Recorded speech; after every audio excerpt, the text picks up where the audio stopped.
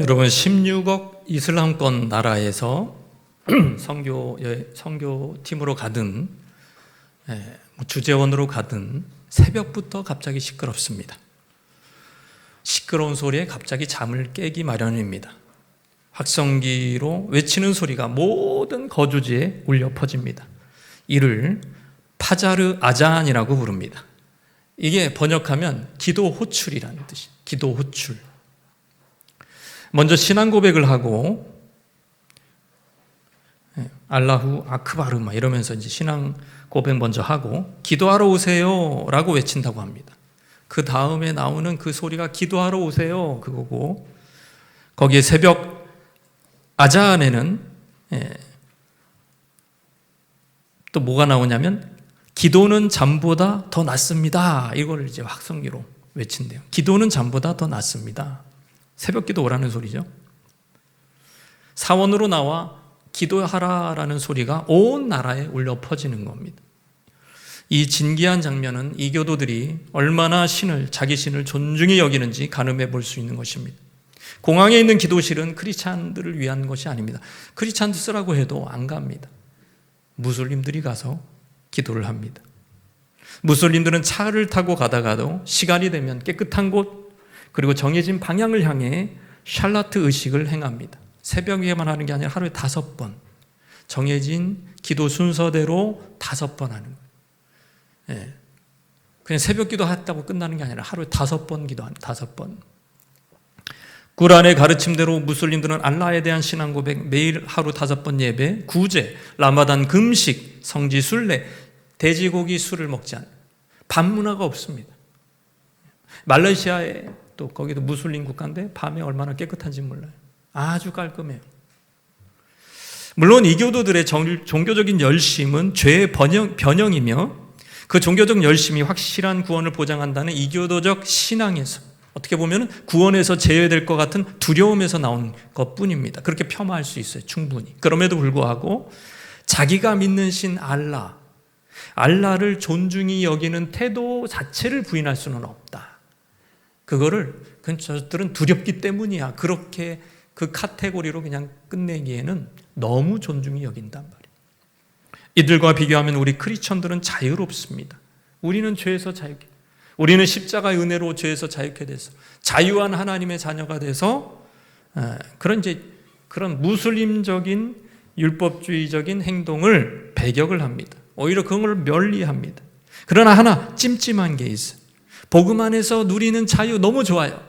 그러나 우리가 삶 속에서 하나님을 가볍게 여기지는 않는가? 하나님을 너무 가볍게 여기지는 않는가? 하나님의 태도가 너무 가벼운 것은 아닌가라는 의심을 지을 수는 없는 거죠. 여호와를 존중히 여기는 태도가 일주일에 한 번 여기에 11시 예배에 또는 10시, 어떤 교회는 12시 이 예배에 참석하는 것 외에는 평소에는 아무것도 찾아볼 수가 없다. 아무것도 찾아볼 수가 없다는 거. 그게 위기라는 것이죠. 분명히 그렇지 않을 텐데요. 누군가를 존중한다면 그렇지 않을 텐데요. 그렇다면 사랑하는 성도 여러분, 하나님을 존중히 여기는 삶이란 무엇입니까? 하나님을 존중히 여기는 삶이란 무엇입니까? 한번 따라 하시겠습니다. 여호와를 알려고 힘쓰는 삶.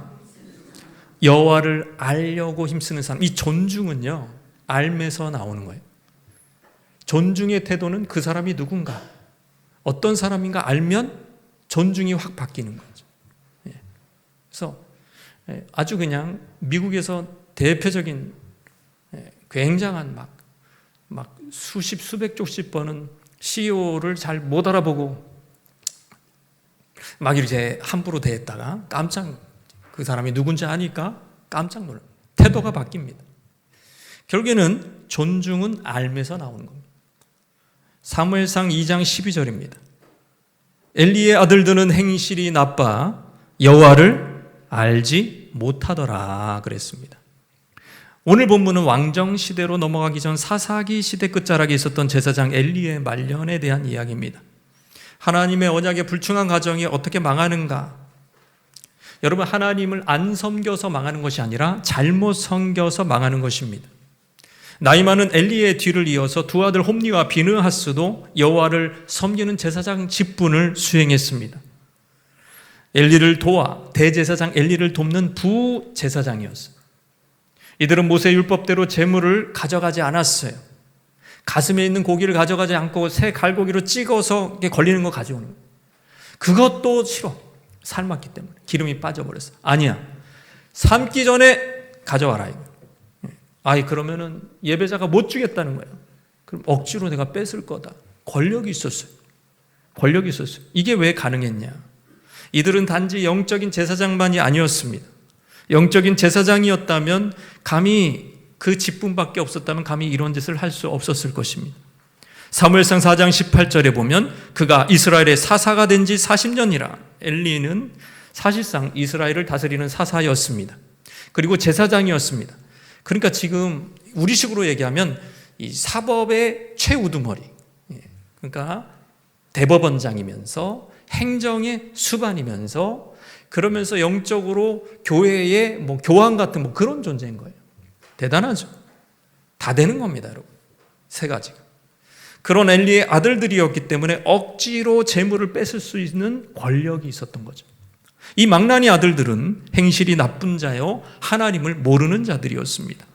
행실이 나쁘다는 히브리어 편이 뭐냐면 벨리알, 많이 들어보지 않았나요? 벨리알, 가치 없다, 쓸모없다라는 이 표현은 바울도 썼던 표현이고 신약에도 나오는 표현입니다. 우상숭배자, 강간자, 반역자, 거짓 고소자 같은 구약에 나오는 이런 인물들에게 쓰여지는 히브리어가 벨리알.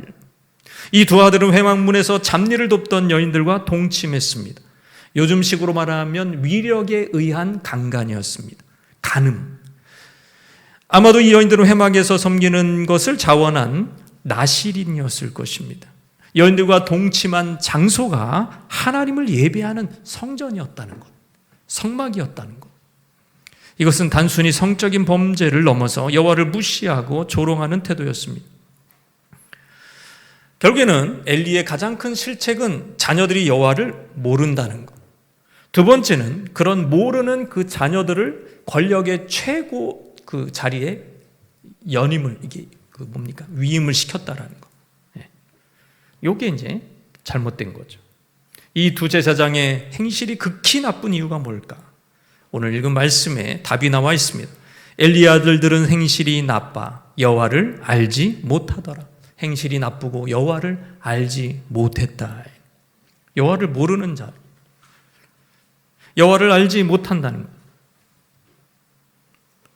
부모의 신앙이 제대로 자녀에게 전수되지 못했던 것입니다. 엘리는 뒤늦게 후회하며 이 두 아들을 뒤늦게 훈계했습니다. 그 훈계는 희마리가 하나도 없었어요. 이미 대권은 그 아들들에게로 넘어간 거죠. 말렸습니다. 야, 사람들끼리 범죄하면 하나님이 중재를 하셔. 하나님께 범죄하면 중재할 리가 없다. 그냥 그 죄가 확정이야. 큰일 나 이놈들아. 그랬는데 말을 콧등도 안 듭니다. 전혀 아버지의 말을 듣지 않습니다. 그 이유는 여호와께서 그들을 죽이기로 뜻하셨기 때문이다. 그러니까 지금 상태가 뭐냐면 회개하고 싶어도 회개를 못해요. 여러분, 이게 완전히 하나님의 심판이 시작되었다라는 의미입니다. 회개도 은혜입니다. 회개할 수 있다라는 게 은혜. 회개하고 싶어도 못해요, 이 상황에서. 각 가정이나 가문이 엘리 가정처럼 파탄이 나기도 합니다. 그 원인은 대부분 뭐냐? 여호와가 누군지 모르기 때문이다. 이 사회도 파탄이 나요. 재앙, 기근, 흉년, 코로나와 같은 전염병 닥칩니다. 고대에도 있었고 지금도 있어요. 전염병을 이 현대의학으로도 아직도 못 막아. 너무 희한하지 않아요? 성경 그대로. IMF와 같은 경제적 파멸이 찾아오기도 합니다. 지금 우리나라 위기라고 하지 않습니까? 고대의 조공 바치는 속국처럼 전락하고 마는 것입니다. 그 원인은 뭐냐? 원인을 여기저기서 막 찾아요. 아니요. 원인이 뭐냐? 성경적으로 얘기하면 여호와를 모르기 때문에. 이 국민이, 이 백성이 여호와를 모르기 때문에 이 사회 전체가 재앙에 빠지는 거, 저주를 당하는 거죠. 한 가정이 재앙을 당하는 것은 그 가정이 여호와를 모르기 때문이라. 결국에는 다른 신을 더 좋게 보고 전능하신 하나님을 모르는 것입니다. 그래서 호세아 선지자는 힘써 여호와를 알자. 여호와를 알아야 된다. 그 당시 여호와를 몰랐을까? 이스라엘 겉으로 보기에는 아는 것처럼 예배를 드리고 제물을 드리고 이런 정기적인 예배가 있고 절기를 지키고 다 했는데, 상번제를 드리고 다 했는데, 근데 여호와를 몰라요. 그 증거가 뭐냐? 실제 삶은 엉망이랍니다. 실제 삶은 살인, 간음, 일삼았습니다. 이스라엘의 도시는 범죄자들의 도시였어요. 두려움이 없는 거예요. 하나님을 모르니까. 하나님을 경외할 리가 없는 거죠. 죄를 범하고 그래도 두려움이 없어요. 우리는 자녀들을 날마다 걱정합니다. 청년이라면 밥은 먹고 다니는지, 일상생활에는 문제가 없는지 늘 걱정합니다. 결혼한 자녀들이라면 화목한지, 돈은 지금 잘 벌고 있는지, 회사에 문제가 없는지 부모는 늘 물어보고 걱정합니다. 그러나 정작 자녀의 신앙에 대해서는 많은 말을 하지 않습니다. 자녀의 학교 성적에 대해서는 무한한 관심을 갖지만 과연 그 자녀가 여호와를 알고 있는지 거기에 대해서는 별 관심을 갖지 않습니다. 그저 자녀가 장성해도 육신적인 일, 경제적인 일에만 관심을 갖지. 그 자랑을 그런 것만 자랑하는 거예요. 자랑을. 그게 잘 됐다. 자녀가 든든히 섰다. 목장에서 이제 그런 거 나누는 거예요. 우리 자녀가 이제 하루에 1시간씩 기도하는 자녀가 됐다고. 이런 거 안 나눠. 이런 거. 이런 거는 별로 의미가 없는 거예요. 별로 안 나눠. 그런 거는. 우리 자녀가 성경을 한 장씩 읽게 되었다고. 얼마나 좋은지 몰라. 이런 거 별로 안 나눠. 우리 자녀가 그 회사에 들어가게 됐어요. 우리 자녀가 그거를 그 어려운 그 일을 해내게 됐어요. 이런 것만. 우리의 관심이요. 우리 모든 부모들의 관심이 어디에 있는가? 신앙에 있다고 하지만 그렇지 않다. 여호와를 알고 있는지, 여호와를 제대로 믿고 있는지 별로 염려하지 않습니다. 이게 뭔가 크게 잘못된 것이다. 여호와를 아는 것이 하나님을 존중하는 것이고, 여호와를 알아야 여러분 그 자녀를 책임지는 거예요. 제가 이제 자녀들한테도 그런 얘기를 해요. 영원히 있는 게 아니다. 부모는 금방 나이 먹고 금방 사라진다. 너희들 홀로 남는 거다. 하나님이 책임져 주셔야 돼. 자녀들은 하나님이 책임져 줘. 할렐루야. 하나님 잘 믿어야 돼. 하나님 의지하는 자녀 돼야 돼요. 누군가 하나님을 알기 위해 열심히 기도한다면, 성경을 가까이 하고 묵상한다면 그거 자체가 여호와를 존중하고 있다는 여러분 그게 표시입니다. 난 매일 기도해. 하나님을 존중하고 있다는 거예요. 그게. 그래서 우리가 여호와를 아는 데 힘쓰시기를 주님의 이름으로 축원합니다. 우리 자신이, 그리고 우리 자신이, 우리 자녀들이, 그리고 우리의 목장 식구들이 서로 격려해서 여호와를 알자요. 여호와가 어떤 분인지 알자요. 큐티가 뭡니까? 큐티 별게 아니에요. 그냥 딱 한 가지 질문만 하면 돼요. 큐티하면서 여호와는 어떤 분이신가? 여호와는 누구신가? 그게 큐티예요. 매일 찾아가는 거. 그것이 바로 하나님을 존중히 여기는 것입니다. 두 번째, 하나님을 존중히 여기는 삶이란 무엇입니까? 따라하시겠습니다. 세상 것보다 무겁게 여기는 태도. 하나님을 존중히 여기는 삶이란 세상 것보다 무겁게 여기는 태도입니다. 근데 우리는 거꾸로 세상 것을 무겁게 여겨요. 세상의 명예, 세상의 재물, 세상의 인기, 이거는 되게 무거워. 근데 하나님은 그렇지 않아. 별로 안 무거워. 하나님은 가벼워. 뭔가 잘못됐다.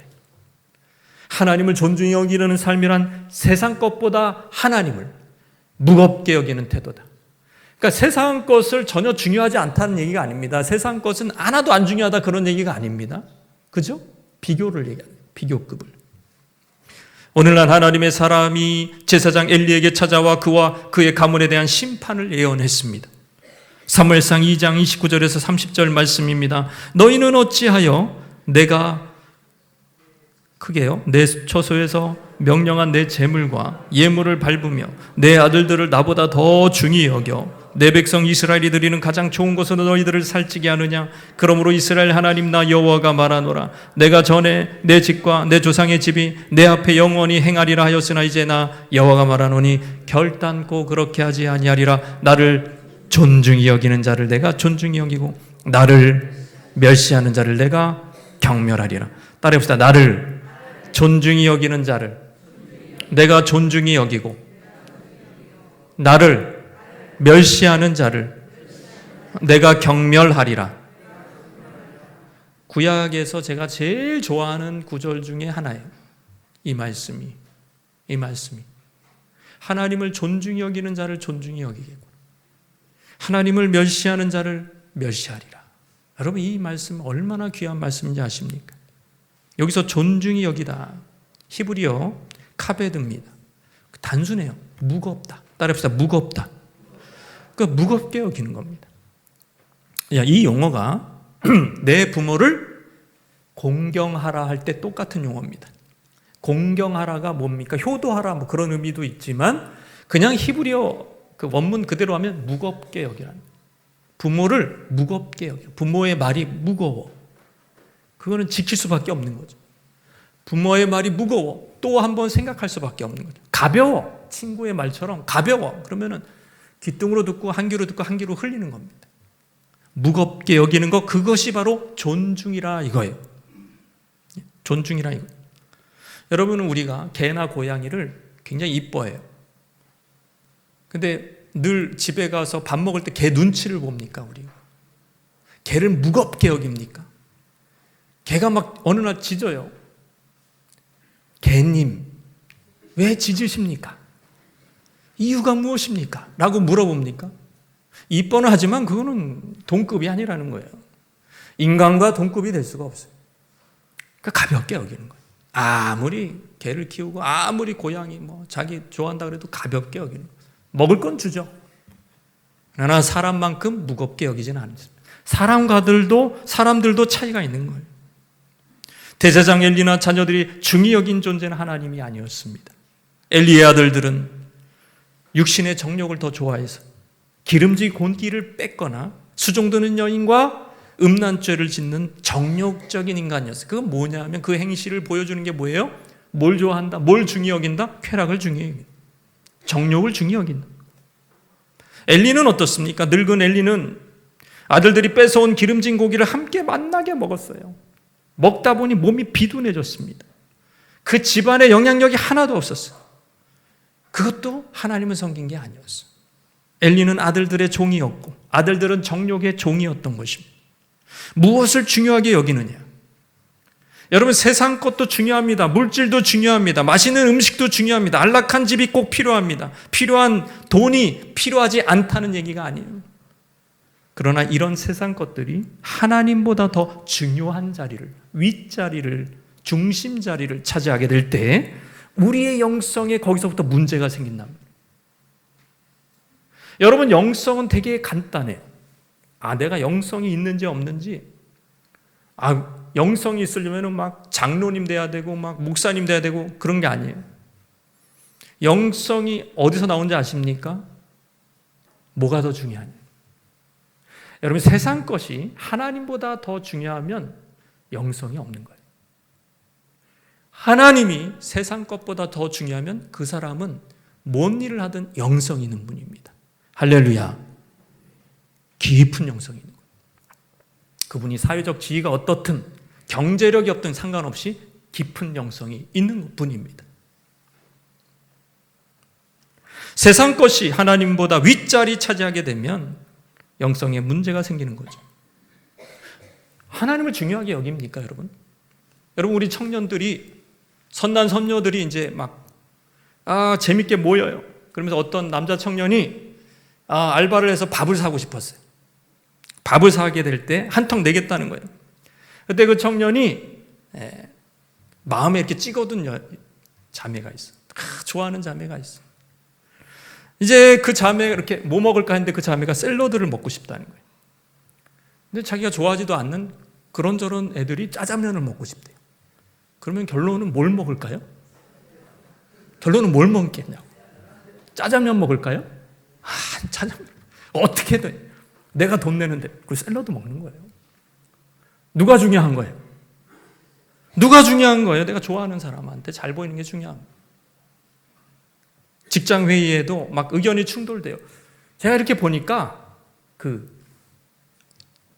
결국엔 누구한테 의견을 밀어준다? 상사한테 의견을 밀어주더라고요. 아무 소용없어요. 상사한테 의견을 밀어주는 거예요. 별로 안 좋아도 막 좋다고 박수 쳐주는 겁니다. 여러분, 이게 존중입니다. 엘리와 그 아들들의 문제는 하나님에 대한 존중이 없는 거예요. 뭘로 알 수 있어요? 행실로 알 수 있어요. 물론 기름진 고기가 좋죠. 그러나 그 기름진 고기는 하나님과 겹쳐요. 왜? 하나님이 뭐라고 말씀하냐면 모세의 율법에 기름은 내 것이라 그랬어요. 기름은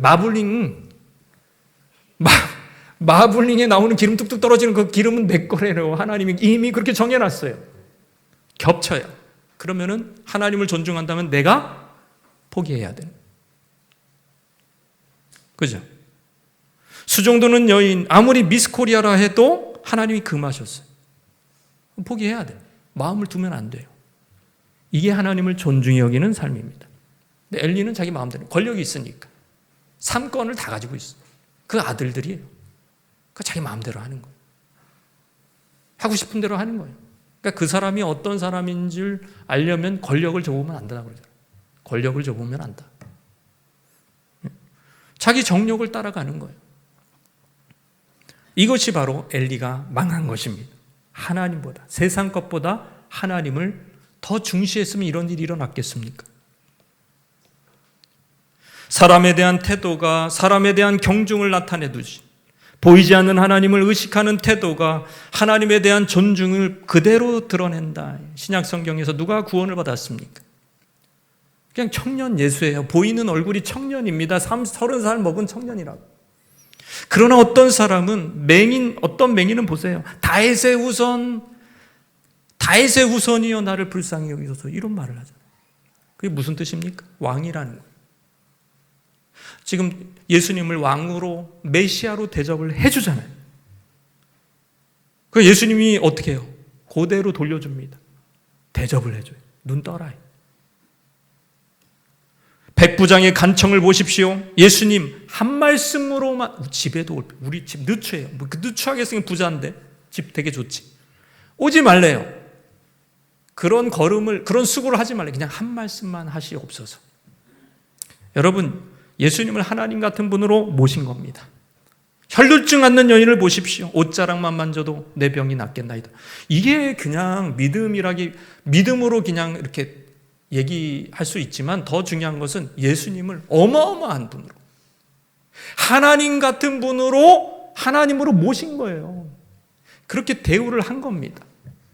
최고의 존중을 보여준 사람들이 구원을 받고 낮은 자리에서 윗자리로 높여주시고 고쳐주시고 회복시켜주시고 은혜 주시고 다 뭐예요? 하나님을 어떻게 대접했냐. 만약 혈루증 앓는 여인이 자기 오래된 주치에게 상담을 해. 저 갈릴리 집회에 가고 싶어요. 의사님, 예수라는 분 꼭 만나고 싶어요. 주치의가 극구 말립니다. 아이고, 그런 몸으로 어딜 가시나. 군중이 모인 곳에 가면 바이러스에 노출이 돼요. 병이 악화될 위험이 큽니다. 아멘. 그랬겠습니까? 구원을 못 받겠죠. 가족도 말립니다. 성황 몸 다니 네가 어딜 가? 아멘. 우리는 아멘해. 혈루증 앓는 여인은 다른 어떤 세상 사람들의 말보다 예수님이 더 중요한 거예요. 그 소문으로 들었던 예수님이 병 고치는 그 역사가 더 중요한 거예요. 그러니까 예수님한테 가는 거예요. 그의 행동을 보면 무엇을 중요하게 여기는지 알 수가 있단 말이에요. 우리의 일주일의 삶을 돌아보십시오. 우리의 삶의 행동을 보면, 하루 종일 우리가 어떻게 사는지 보면, 저 사람이 뭘 중요하게 생각하는구나. 매일 새벽부터 이제 돈으로 시작해서 저녁까지 돈 얘기만, 돈 생각만 하면은 뭐가 중요한 거예요? 돈이 중요한 거예요. 하나님보다 돈이 중요한 거예요. 새벽부터 저녁까지 놀 꿀림만 하면 노는 게 중요합니다. 뭐가 중요하냐? 우리의 삶에 뭐가 중요하냐? 우리는 과연 누구를 존중히 여기고 있습니까? 무엇을 존중히 여기고 있습니까? 세상 인정, 재물보다 하나님을 더 존중히 여기고 있습니까? 어떤 사람은 술과 정욕을 더 사랑해. 그게 더 중요해.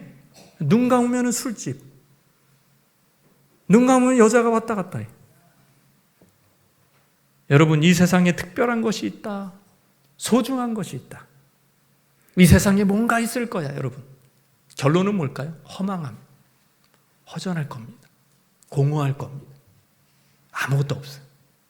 특별한 분은 하나님이십니다. 할렐루야. 그 특별한 분이 우리로 하나님 자녀 삼아주셨어요. 그래서 하나님 자녀가 특별한 거예요. 여기에 소망이 있는 거예요. 구원받은 백성 되게 해주셨어요.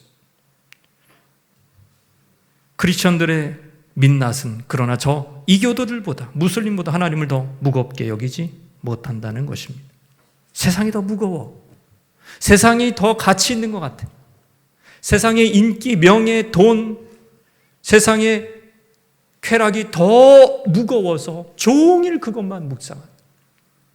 그 가치에 매몰되어 있다면 우리의 삶을 볼 때 하나님이 판단하실 때 너 나를 안 중요하게 생각하는구나. 너는 나를 별로 중요하게 생각하지 않는구나. 너는 네가 더 중요하고 네가 추구하는 그 세상 것이 더 중요하구나. 섭섭하다고 할 겁니다. 우리 옆에 분에게 하나님을 섭섭하게 하실 겁니까? 하나님 섭섭한 거예요. 그 아들을 내어주시기까지 우리를 사랑해서 자녀 삼아 줬더니만, 최고의 축복을 줬더니만 계속 세상 것만 생각해. 세상 것만 추구하고 일주일 내내 딱 한 번 예배 드리는 거 외에는 그 의무를 다 했다고 생각해. 하나님 섭섭한 거예요. 내가 핏값을 주고 너를 샀는데 너는 나한테 네 자신을 드리기를 주저해. 아까워해. 아까워해. 그 하나님도 뭐라 그러는 거예요? 축복 주기가 아깝다. 여러분, 그게 손해예요, 여러분.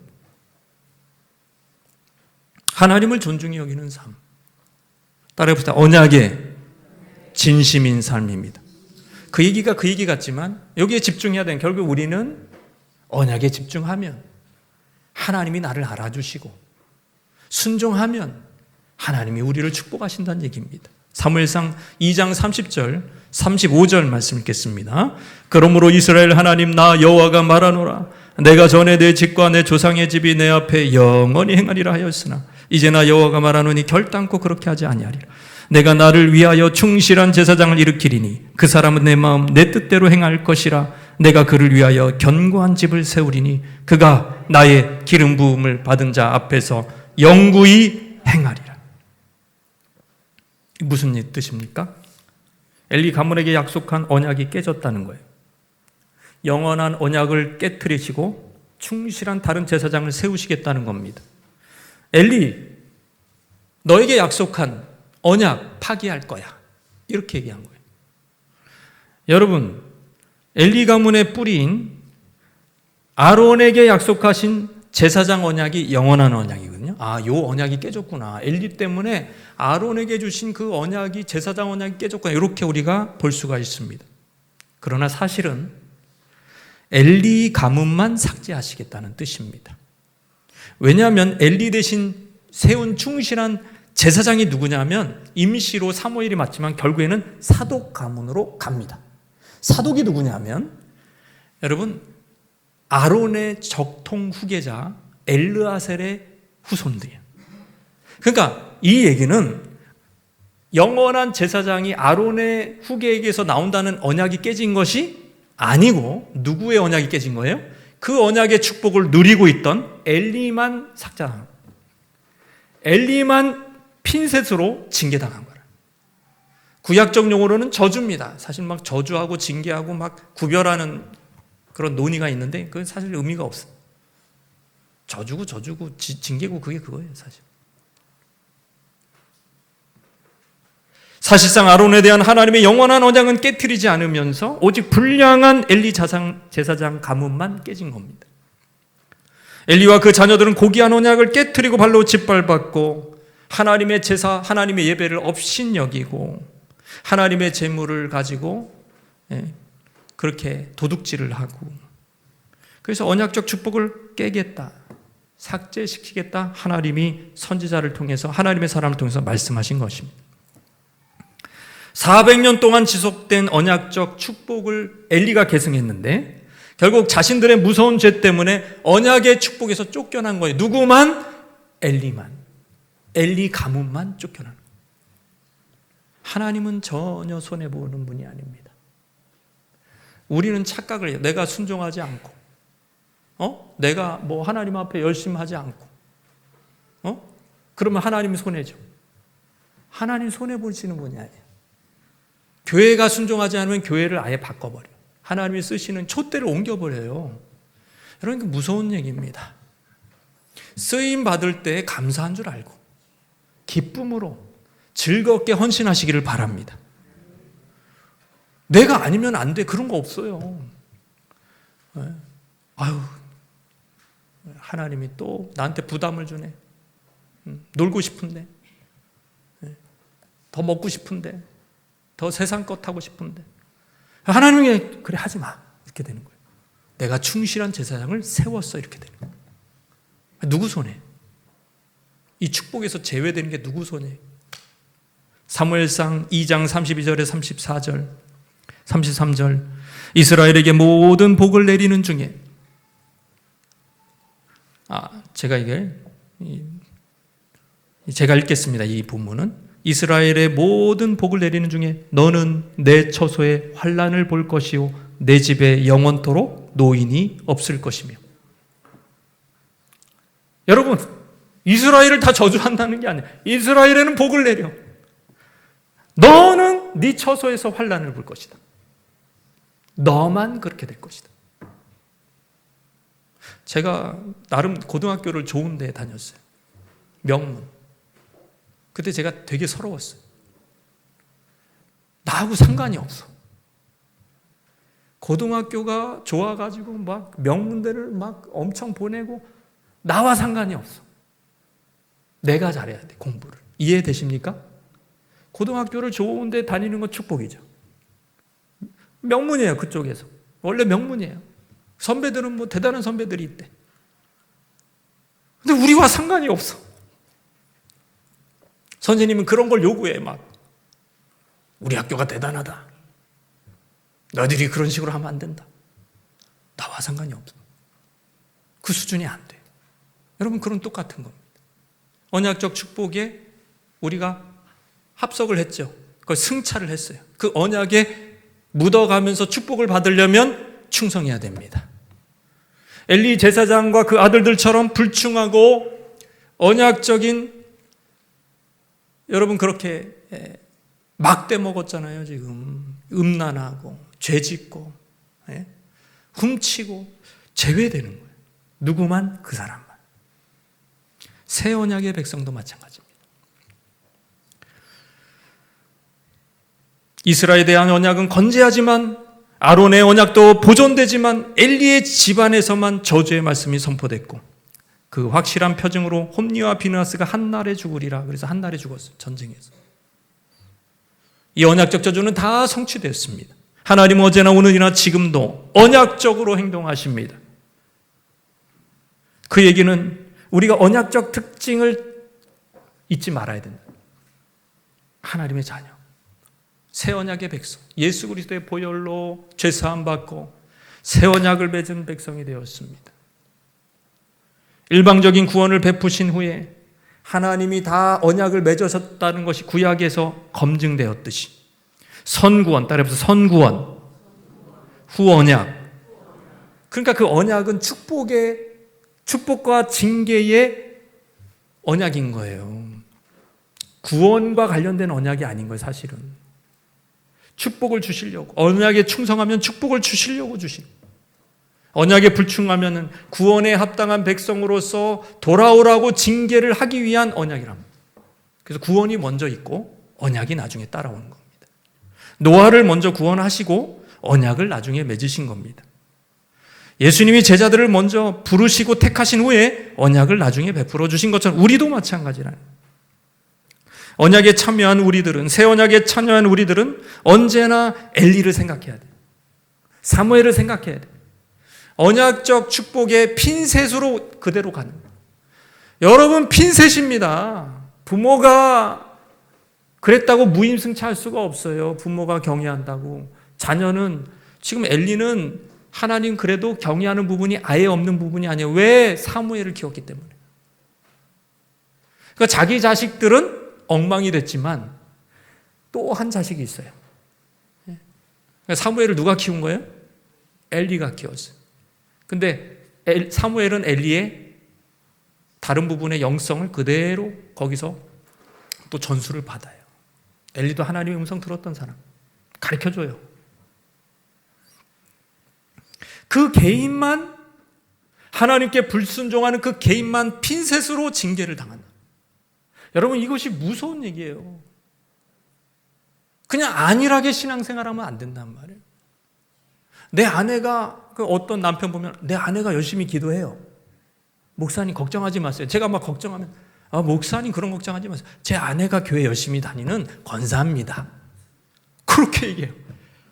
아니, 그거랑 본인이 지금 막 사는 거랑 무슨 상관이야, 지금. 자기가 지금 하나님 앞에 자기가 충성해, 각자 그거를 구분 못할 정도로 하나님이 명석하지 못하신 분이 아닙니다. AI보다 더 정확하신 분. 핀셋으로. 모든 언약적 축복을 우리가 누리고 있어. 새 언약 축복에 우리가 참여했습니다. 그러나 거기에 대해서 누구는 충성하고 누구는 불충한단 말이에요. 그거를 정확하게 재고 정확하게 아시는 분이 하나님이란 말이에요. 굉장히 두렵고 떨리는 마음으로 우리가 매주마다 주님 앞에 매일 서야 되지 않겠습니까? 핀셋 징계와 핀셋 저주를 받는단 말이에요. 그리고 핀셋으로 축복해 주신. 온 나라가 망했어요. 아합과 이세벨 때문에. 그 지도자 그래서 잘 뽑아야 돼. 잘 골라야 돼요. 온 나라가 망했어요. 저주가 임해. 경제적으로 문이 닫혔어요. 비가 안 내려. 가뭄이 왔어요. 그래도 수넴 여인. 수넴 여인은 핀셋으로 뭐예요? 축복해 주시고 보호해 주시고 핀셋으로 지켜주시는 겁니다. 여러분, 그러니까 걱정할 필요가 있어요, 없어요? 없어요.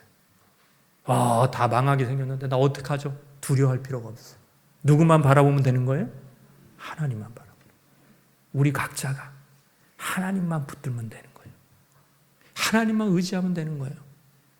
그러면 죽이기도 하시고 살리기도 하시고 낮추기도 하시고 높이기도 하시는 하나님이 딱 보시고 아시는 겁니다.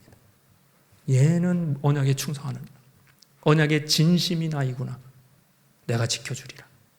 그래서 핀셋으로 축복해 주시는 겁니다. 여러분, 야곱의 영성, 아브라함의 영성, 이삭의 영성이 얼마나 훌륭해요? 근데 그 아들들이 같아요? 그 길이? 두 아들의 길이 같냐고요? 이스마엘과 이삭의 길이 같아요? 야곱과 에서의 길이 같아요? 물론 둘 다 축복을 받은 거예요.